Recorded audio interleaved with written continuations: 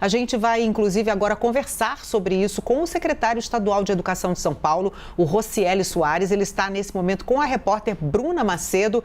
E eu também dou as boas-vindas aqui ao secretário Rocieli. Gostaria de saber que condições há hoje nas escolas para se manter aqueles necessários cuidados, distanciamento de 1 metro, se há também mais ventilação. As escolas da rede estadual foram preparadas para esse retorno que agora passa a ser obrigatório. Muito boa tarde.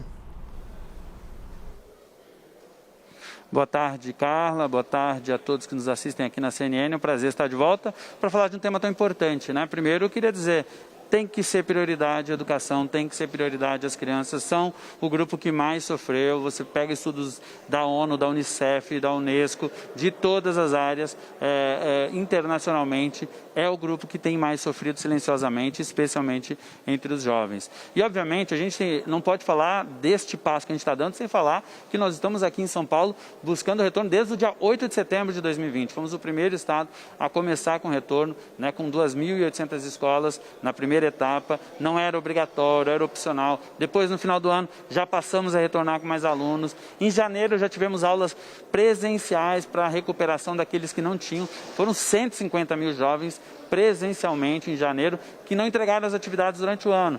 Então, foram para a escola presencialmente. Recomeçamos o ano letivo presencialmente, com limitação de um percentual.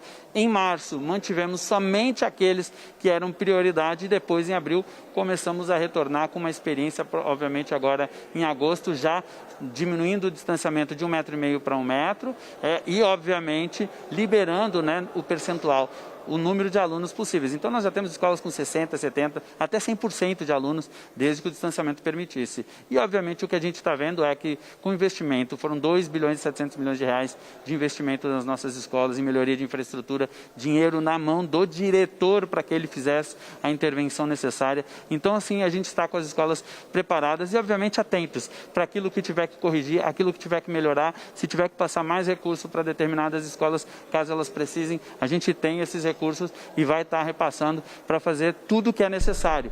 A pergunta correta que a gente deveria estar fazendo é: o que eu preciso fazer para voltar? E não se deveria voltar. A sociedade como um todo retornando e as escolas não. A gente precisa priorizar, deveria ser primeiro a escola e a gente continua brigando por isso. Sou obrigada a concordar com isso, secretário. O senhor conhece bastante a Tainá Falcão, ela está conosco aqui hoje no Visão e quer fazer pergunta também para o senhor. Ela acompanha bastante, inclusive, esse tema. A Tainá está sempre em todas as entrevistas coletivas aí acompanhando o governo de São Paulo. Tainá. Obrigada, Carla. Secretário, obrigada também. Prazer conversar contigo sobre esse assunto tão importante. Eu queria que o senhor explicasse melhor o ponto da autonomia dos municípios. Acho que o senhor citou 400 municípios que têm conselhos locais, conselhos municipais, e que, portanto, podem adotar regras próprias.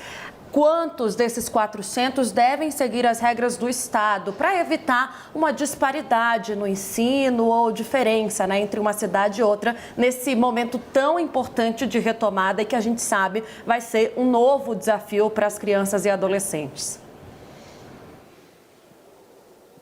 Bom, Tainá, obrigado pela pergunta. Deixa eu explicar só 2 fatores importantes. Do ponto de vista epidemiológico, o STF decidiu que o município pode ser mais restritivo que o Estado e tal. Do ponto de vista de controle de vigilância sanitária, de acompanhamento, obviamente, da pandemia. Do ponto de vista educacional, nós temos uma estrutura que é: quem não tem conselho municipal deve seguir as orientações do conselho estadual. Nós temos 400 municípios que não têm conselho municipal de educação, portanto, esses municípios, do ponto de vista pedagógico, devem seguir a orientação do conselho estadual. Neste caso, né, a normativa que vai sair apontando, obviamente, para isso, deverá ser obedecida por esses 400 municípios. O que é a regra, né? A regra é 200 dias letivos, no mínimo 4 horas por dia. Foi excepcionalizado o número de dias letivos e, obviamente, mantendo a carga horária, desde que você cumprisse a carga horária para que o aluno pudesse ter o ano cumprido e a rede ter isso como um cumprimento legal, como exige a legislação. Então, foi uma excepcionalidade. O Conselho agora revisa, junto com a Secretaria, essa excepcionalidade. Então, nossa expectativa é de que 400 municípios sigam e também os maiores, que mesmo aqui aqueles que têm um conselho municipal possam estar revendo. Do ponto de vista da retirada de 1 metro, ela não tem a ver, obviamente, com o aspecto educacional diretamente, mas tem a ver com o aspecto de vigilância. A hora que a saúde, como foi aqui o nosso comitê, permite que a gente retire 1 metro, a todos os municípios é permitido, obviamente, né? Então, é esse o aspecto. Nós temos os municípios que vão seguir, sim, o Estado e, obviamente, a gente vai estar super dialogando com eles. Terá uma fase de transição para as redes privadas também, que são ligadas ao Conselho Estadual e para os próprios municípios, mas a rede estadual já começa dentro da bolha, ainda com 1 metro durante o mês de outubro, com a obrigatoriedade. Só destacar, Tainá, desculpa, tem excepcionalidade para aluno, é importante dizer, o aluno que tem alguma comorbidade, alguma situação que não pode retornar presencialmente, ele apresentando o atestado médico, não precisará e continuará ainda o ensino remoto sendo disponibilizado, obviamente, para esses estudantes. Mas é importantíssimo destacar que, obviamente, terá que ter um atestado médico. Secretário, eu como mãe de aluno de faculdade, gostaria de saber como ficam as faculdades, como fica o ensino superior. A faculdade do meu filho, por exemplo, disse que as aulas só voltam no ano que vem. O que o senhor tem a dizer a respeito do ensino superior, então, no estado de São Paulo? Bom, primeiro, não sei qual é a faculdade, mas eu acho um absurdo elas não estarem buscando também esse retorno. Hoje, as faculdades já podem retornar com um número de alunos aqui no estado de São Paulo suficientes para atender com 1 metro de distanciamento. É a mesma regra da educação básica até então.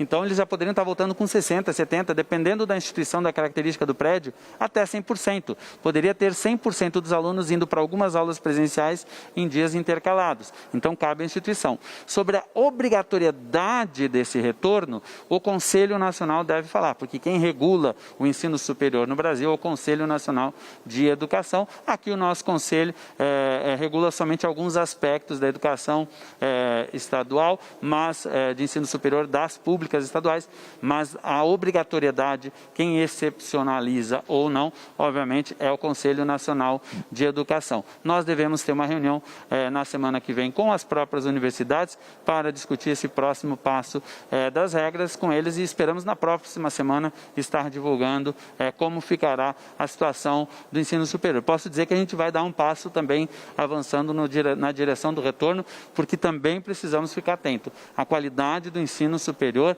está despencando no Brasil. Não vamos nos enganar também.